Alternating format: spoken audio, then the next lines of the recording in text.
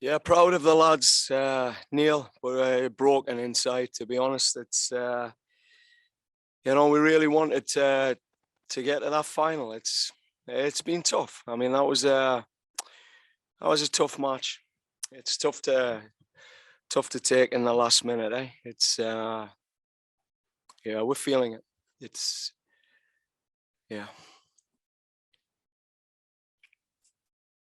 Derek Van Diest. Hi, John. Congratulations on the performance. I know you guys are probably gutted. I just wanted to ask you, you didn't seem to be intimidated by the atmosphere, by the team. You guys went out there and I guess, what is it about this team that doesn't get intimidated, which you couldn't say that about Canadian teams in the past? We just said, we'd play with no fear tonight. I showed them our London 2012 performance with our women's team, because I felt tonight that's, this Gold Cup is the closest I've felt to a connection with a group of people. So they got to see our women, and they weren't frightened tonight. They left all their fears behind and committed to each other. Just kept it that simple. We had a clear game plan, and that spirit, that fight for each other. People underestimate how hard that is to create in a team, but when it's there, it's special. And I think you're seeing that specialness tonight, that Canadian grit, that Canadian resilience, but also more than that. And that's what we wanted to show tonight, that we're more than that grit and resilience. We can play, and we can go toe to toe with the best in CONCACAF. Those men, some of those men came of age tonight, and some of those men, gave what they could in a red shirt, and that's all I can ask for. It's all the country can ask for. We're just gutted. Like, really gutted. We really wanted to take this country to the next level tonight, and we never made it. Alexandre Gangue. Thanks. Congrats, John, on the performance. I just wanted to ask about the response. Obviously, going down or at halftime, giving up a penalty. What was it like to see your team stay resilient and get that goal after the break there? Well, we always go through our process at halftime. We showed them the good work they've done on the videos. They get to see that. The unit coaches will let them know the gaps they've got to close and what they're doing well. But the vibe in the dressing room was clarity at halftime. I think they were disappointed with giving up a penalty. But we knew the game plan was to stay in the game for a period of time, to pick our moments when we wanted to press and get on the front foot.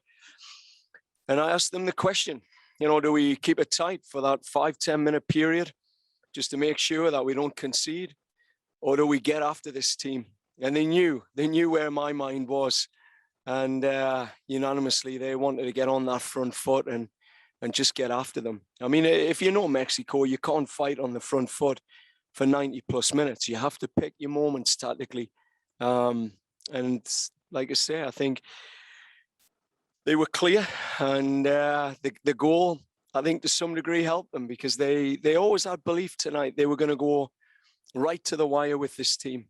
There was a belief that they were going to give everything out there for each other. So, and they did, and I'm freaking proud, absolutely proud of that, man. Final question with Peter Galindo. Hey, John. Sort of a follow-up to Alex's question, and I know it's tough to pick out players after a match like this, but having scored the tying goal, what did you make of Tajon's performance, specifically in the second half, when it seemed like he really started to thrive? Yeah, I mean, the first half we'd give him more of a defensive responsibility, and we had a plan to shift him into higher positions during the first half. And when we did, you could see it impacted them. But moving him into that higher position and shifting into a more defined 4-4-2, 4-1-3-2 defensively. It helped. It really helped, and they couldn't handle him on the flanks.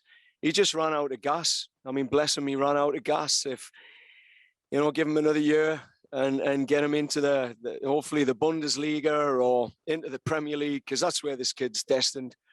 He'll build that quality. He'll build that durability at the top level, and he's just one of many shining lights tonight. I think defensively our boys stood up, but you're playing against 33 million pound players in Corona, and 20 million pound players in Moreno, and guys that are playing in Champions League tonight. Our boys showed that we've got a great talented group of players in this country, and many of them are destined for bigger and better things. And the one thing I'm happy about is hopefully many of them have showed that they can step and play at that next level, and hopefully they get those opportunities in the future. Just to answer that question, the feeling is one of being very pissed off initially because of how well we played, like you said, against a team like this, where in the past maybe it's a rollover, a blowout, but today we showed that we can go up against anyone with, vital guys missing in the process as well. So I think it's, again, I think a lot of very good things that we can take moving forward, because we played a hell of a game, and a lot of guys showed up today. So I think that's the biggest positive, and it gives us a lot to look forward to. Derek Van Dijst.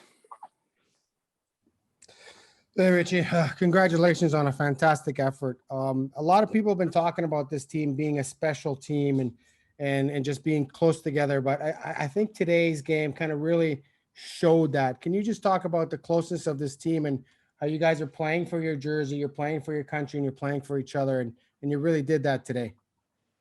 Yeah, I think a lot of guys are just hungry to show that this country has very good players, and the system that we have right now is a very good one. So yeah, we have a very close-knit group of whatever guys get called into camp, and it's a special group. A lot of very good players that we're all blessed to be able to come together, and we have a very good coaching staff as well that's helping glue all of this together. So we have a very strong brotherhood, a very good connection. I think you can see when we play on the field, everyone fights for each other. If one guy is down, everyone's down, and it helps that person up. So yeah, we're very strong in terms of brotherhood. Everyone loves each other. So hello, Crepo. Good night.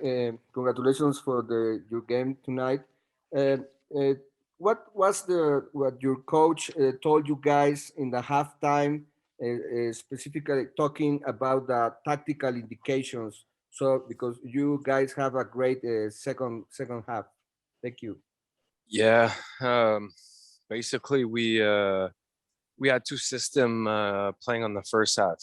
We were switching to one system to another, and it worked. The opponent didn't really know how to adjust to or switch tactically. And then the second half, in the locker room when we got in, he asked us what we wanted to do, and we decided to go on a 4-4-2 and really had a go at them, because we knew we would have a chance, and we tied the game. So honestly, he asked us what we wanted to do, and we go at it. We went at it because we knew we had the quality and the desire to beat them. Michael McCall. Hi, Max. I know this is probably the last thing you want to do just now, stand there talking to us, but as gutted as you all are just now, so many positives to take from Canada in this tournament going into the World Cup qualifiers. I know it's hard to think about that just now, but it must give you such a boost for these big games coming up. Yeah, how are you? I hope you're well. Honestly, it's a frustrating feeling. It's a gutted feeling. It's not fun, but tonight we did a big step as a nation, closed the gap to Mexico, which hands down their favorite. We all know that, but to be honest, this is what the program is about right now. We can compete with anyone in CONCACAF. We've proved it. And I'm really, really proud of this group. This group is a solid one. The player pool is tight. And it was a big step forward for us tonight as Canadian. and as one nation, we really feel that everyone is behind us, and we go forward from now. Hey, Jonathan, congratulations for a fantastic effort tonight. I just want to ask you about this team. I know there's been a lot of talk about this team and how close you guys are and how you guys play for each other. And you really showed that tonight. You really demonstrated that tonight. Can you just give me a thought on the closeness of this team and just the adversity you guys all went through and to be able to do what you guys did tonight? It was just so impressive. Yeah, we're a family. I think we're a family. I think people from the outside can sense that and feel that in this team, and inside this team, it's an amazing feeling what we have in the locker room. We are a family. We are all brothers, and we fight for each other. We all have the same goal, and we all want to make history together. And I think we showed that on the field today. We showed that throughout this tournament. So many things, so many factors played against us, not only today, but throughout the tournament with injuries and things like that, missing players. But the guys here, we showed that we have heart, and, we're not scared of anybody.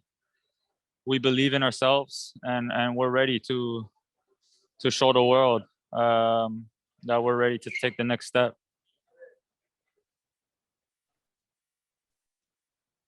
Felipe Cárdenas, please. Hi, Jonathan. Felipe Cardenas with The Athletic. The second half really did belong to Canada. I mean, you guys were a goal down and had to chase the game, but it was pretty dominant on your part. When the referee had to stop the match, do you believe that changed momentum at all? No, I don't think so. I think we got a breather. They got a breather, maybe.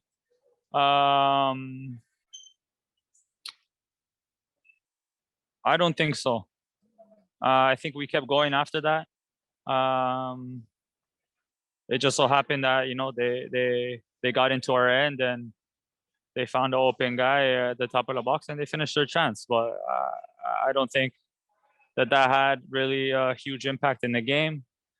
What happened after, during that break, it was our free kick near the line in front of our bench. And what I will say, I don't want to make excuses. I don't want to complain about anything. But it's crazy, the things that we had to go through in that game. And at first, we were told that our free kick was behind their bench. And it was just confusing because it was, this is something that things like this is, I'm not going to complain or nothing, but there's a lot of things we had to go against, and I'm so proud of my team. I'm so proud of my brothers. We fought today. I think we deserve more, but that's okay. This is something that we're going to learn from, and this is a big learning experience that we're going to take into World Cup qualifying.